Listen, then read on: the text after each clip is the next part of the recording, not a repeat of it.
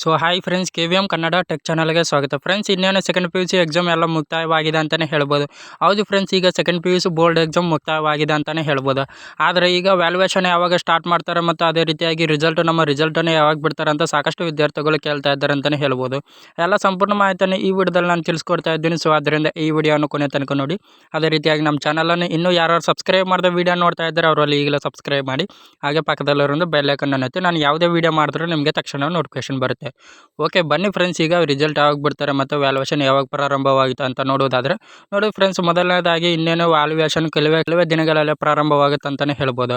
Friends, ಈಗ ಸಾಕಷ್ಟು ವಿದ್ಯಾರ್ಥಿಗಳಿಗೆ ಗೊಂದಲ ಏನಪ್ಪಾ ಅಂದ್ರೆ ರಿಸಲ್ಟ್ ಯಾವಾಗ ಬಿಡ್ತಾರೆ ಅಂತ ಟೆನ್ಷನ್ ತಗೊಳ್ಳೋದಕ್ಕೆ ಹೋಗ್ಬೇಡ್ರಿ ಫ್ರೆಂಡ್ಸ್. ಖಂಡಿತವಾಗ್ಲೂ ಈಗಾಗಲೇ ಪ್ರಾರಂಭ ಮಾಡ್ತಾರೆ. ನಿಮಗೆ ಟೈಮ್ ತೆಗೆದುಕೊಳ್ತಾರೆ ವ್ಯಾಲ್ಯೂಯೇಷನ್ ಮಾಡಬೇಕಂದ್ರೆ. ಅದೇ ರೀತಿಯಾಗಿ ಈ ಸಲ ಜಲ್ದಿ ವ್ಯಾಲ್ಯೂಯೇಷನ್ ಮಾಡಬೇಕಂತ 75 ವ್ಯಾಲ್ಯೂಯೇಷನ್ ಮಾಡುವ ಕೇಂದ್ರಗಳನ್ನು ನಿರ್ಮಾಣ ಮಾಡಿದ್ದಾರೆ ಅಂತಾನೆ ಹೇಳ್ಬೋದು. ಅದೇ ರೀತಿಯಾಗಿ ಈಗ ಮಾಹಿತಿ ಬಂದಿರೋ ಪ್ರಕಾರ ಏನಪ್ಪಾ ಅಂದ್ರೆ ಏಪ್ರಿಲ್ 21ಕ್ಕೆ 22ಕ್ಕೆ ನಿಮ್ಮ ಫಲಿತಾಂಶ ಪ್ರಕಟಣೆ ಮಾಡ್ತೀವಿ ಅಂತ ಹೇಳ್ತಾ ಇದ್ದಾರೆ ಅಂತಾನೆ ಹೇಳ್ಬೋದು.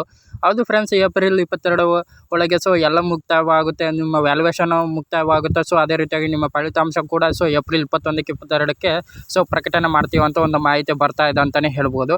ಹೌದು ಫ್ರೆಂಡ್ಸ್, ಈಗಂತೂ ಸಾಕಷ್ಟು ವಿದ್ಯಾರ್ಥಿಗಳಿಗೆ ಗುಡ್ ನ್ಯೂಸ್ ಅಂತಾನೆ ಹೇಳ್ಬೋದು. ಅದೇ ರೀತಿಯಾಗಿ ನಿಮಗೆ ವ್ಯಾಲ್ಯೂಯೇಷನ್ ಮಾಡಬೇಕಂದ್ರೆ ಮಿನಿಮಮ್ ಅಂದ್ರೂ 1 ತಿಂಗಳು ಬೇಕಾಗಿರುತ್ತೆ ಅಂತಾನೆ ಹೇಳ್ಬೋದು.